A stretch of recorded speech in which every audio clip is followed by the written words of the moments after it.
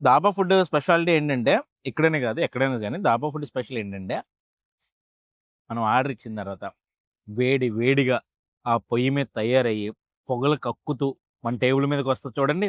అదే dhaba style food speciality. ఎక్కడైనా సరే మనం ఆ వేడి వేడి ఫుడ్ తింటే కొంచెం టేస్ట్ అటు ఇటు ఉన్నా గానీ నషాలానికి అంటుతది. అదిరిపోయిందనిపిస్తది. మంచి దాబా స్టైల్ ఫుడ్ తినాలంటే చక్కగా ఇట్లా కొట్టాలనమాట. ఇలా కొట్టేత్తారు. మనం అలా యేసుకుందాం. ఓ 2 మాత్రం పక్కనెడదాం. మళ్ళీ తర్వాత తిందాం. ఓకేనా? పుల్కా మాత్రం చాలా సాఫ్ట్‌గా చాలా మంచి నీట్‌గా కనపడుతుంది.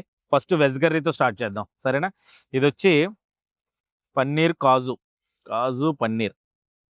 సరేనా? కాజు పన్నీర్ కర్రీ వేడి వేడిగా పొగలొస్తుందనమాట. మంచి స్మూత్‌గా ఉంది పుల్కా.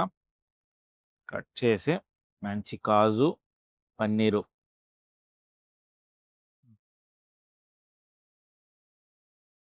అబ్బబ్బబ్బబ్బా! వేడి వేడిగా వచ్చిందేమో అదిరిపోయింది. ఆ కాజు ఫ్లేవరు, ఆ పన్నీర్ ఫ్లేవరు మంచి స్పైసీగా. కాజు అయితే కరకరలాడుతుంది. ఈ దాబా చాలా ఫేమస్ అట. అటు భీమవరం నుంచి, ఇటు పాలకొల్లు నుంచి కూడా ఈ దాబాకి పని కొట్టుకొచ్చే వాళ్ళ సంఖ్య చాలా ఎక్కువేనట.